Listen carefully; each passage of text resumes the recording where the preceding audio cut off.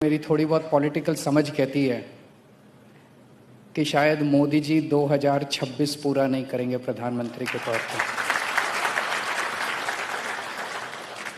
मोदी जी और अमित शाह जी जाने वाले हैं।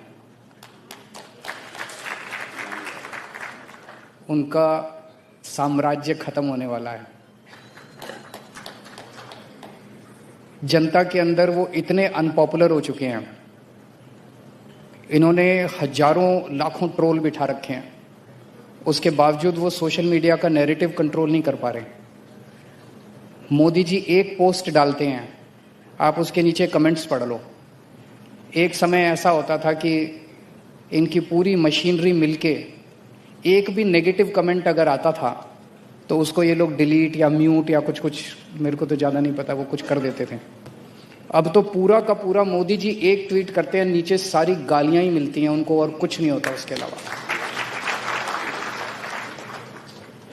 एक समय था जब मोदी जी के खिलाफ कोई मीम बना देता था तो उसको जेल हो जाती थी। अब इतने मीम बन रहे हैं तो किस किस को जेल में डालेंगे मोदी जी। पूरा माहौल ही बदल चुका है, इकोसिस्टम बदल चुका है पूरे सोशल मीडिया का। वही आपको बताता है कि मोदी जी की पॉपुलैरिटी आज पाताल लोक में पहुंच चुकी है। इस पूरे सिस्टम की पॉपुलैरिटी, इसकी पूरी क्रेडिबिलिटी इनकी खत्म हो चुकी है।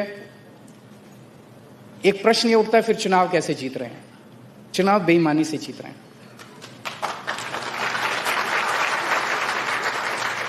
उसका सबसे बड़ा जीता जागता उदाहरण मैं हूं। मैं नई दिल्ली विधानसभा से चुनाव लड़ा।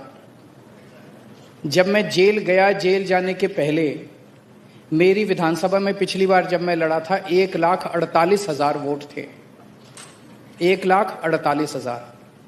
जब मैं जेल से लौट के आया 1,06,000 वोट बचे थे। 42,000 वोट इन्होंने पीछे से कटवा दिए, यानी कि ऑलमोस्ट 30% वोट मेरी विधानसभा के इन्होंने कटवा दिए।